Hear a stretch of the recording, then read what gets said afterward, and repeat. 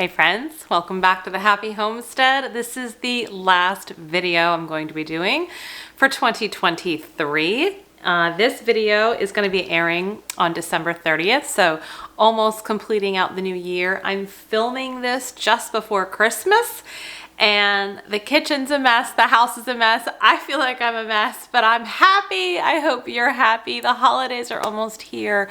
We get to rest, we get to relax, enjoy time with loved ones, hopefully catch up on anything that you need to catch up on like I do, and just take in 2024, bringing in hope and peace and love and laughter and light and all of the good things. That is what I wish for you and your family in 2024. But before we close the year out, a couple of things I wanted to update you for 2024. I'm going to be participating in the Three Rivers Challenge. This will be my 4th year doing it.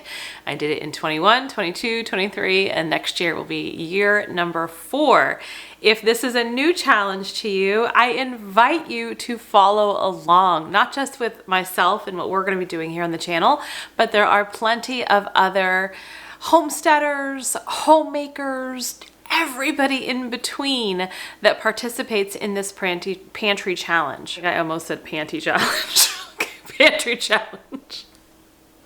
I learned about this from Jessica at Three Rivers Homestead, obviously 3 years ago, almost 4 years ago now, and I found it so fun, kind of inspirational. I love doing these kitchen kind of challenges, right? Just like I did the bread challenge for this year. I love doing these things because it really just kind of pushes you, takes you out of your comfort zone. And guys, we don't grow if we're constantly in our comfort zone. I don't care if it's exercise or creativity in the kitchen or even at work professionally. If you're in your comfort zone, you're not growing. So maybe take this as that little push, that little nudge that maybe you need to slowly start getting out of your comfort zone in the kitchen. And maybe that translates to other areas of your life too.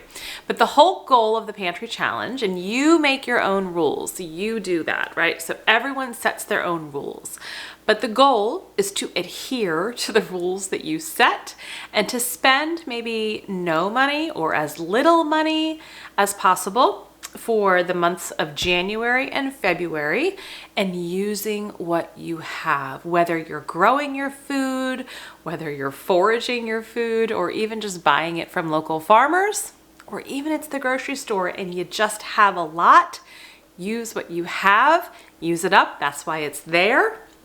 So that come spring, summer, and fall of 24, we're back into that season of kind of harvesting and preserving and doing all of the things with the food that's readily and abundantly available. So the goal for us is to not spend any money at the store, at least for the month of January. I have been successful in the previous years of not spending too much or anything in January. It's usually February where things start to get a little sparse, especially with like fresh fruit, produce. But the goal is to spend as little as possible, ideally zero, with us 2 exceptions, and that is going to be eggs and milk. I get beautiful farm fresh eggs either weekly or bi-weekly, as well as gorgeous raw nutritious milk from a herd share that I joined later this year. And so we get that once a week, and we get the eggs either once or every 2 weeks. So I will be continuing to get our fresh eggs and our fresh raw milk, because our homestead kitchen isn't complete without those 2 things. Those are the only things I plan to purchase for January and hopefully for February come the new year. So what does that mean? Like, how are we gonna do this? What does that mean? Let me show you. We're in the pantry. You may have seen the pantry tour I did a couple of months ago. We have all of this gorgeously canned, home preserved food. We need to eat it. I've got my freeze dryer over here, still plenty of things to eat. And then over here, you can't see in the camera, but over here on my left is our chest freezer with a lot of food in that. I've got freeze-dried food, I've got vinegars, I've got broth and soups and tomato products and salsas and green beans and all of the things, and plenty of onions and garlic, and I have potatoes, and then we have butternut, and we've got sweet potatoes and delicata and acorn squash.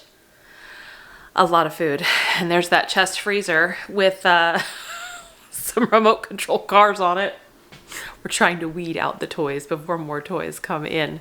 But so much food. We actually have a freezer full of meat. It's all meat in the garage because we got our half of a cow or half beef. I've heard that people call it so many things, but we call it a half of a cow, and we got our entire pig. So we have all of this meat in the garage in our freezers, and then I've got chickens in here. I've got salmon that I picked up from our local fisherman a month ago. So much food. So I feel confident that I can come up with some nutritionally dense, that is always number one for me. Number one is provide nutritionally dense meals for myself and my family, as well as something that is appealing and delicious and just kind of keeps the peace in the house. Because let me tell you, our house is no different than any other house. My children, while they eat very well, they eat a variety of foods. We try to expose them and implore them to eat a variety of things. They're still kids. They're still picky, and they have their moments just like everybody else. So the goal is to create some nutritionally dense meals that can feed our bellies, feed our minds, feed our souls, and keep us healthy throughout the winter. I will be sharing, just as I had in the previous years, I will be sharing all of the meals that I'm making.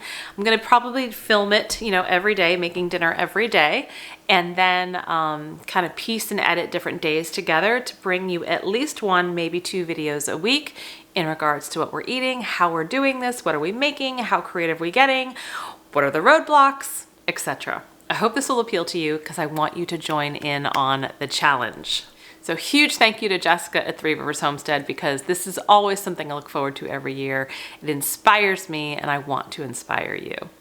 I also want to express sincere gratitude and appreciation to you, to each and every one of you viewers, folks that comment, folks that like, folks that have subscribed, folks that have done all three, everyone that has contributed in a positive way.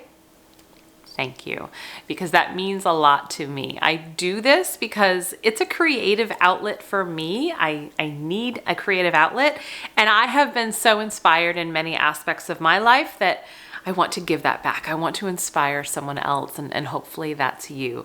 And as well as maybe it's just a little bit entertaining to, come join me in the kitchen or join me in the garden or join me on the homestead and just kind of share whatever we're doing. So thank you for all of your support throughout the year. We are almost, as time of filming, almost at 10,000 subscribers, which is beyond what I had ever imagined. I know that probably seems so small and puny compared to some other folks that have much larger reach within their channels, but to me, every person counts, and I appreciate it. I wish you and your family and your loved ones a wonderful holiday season, a very Merry Christmas if you celebrate Christmas like we do, and a wonderfully happy and healthy 2024 ahead. So from myself and my family to you and yours, thank you, Merry Christmas, and I'll see you next year.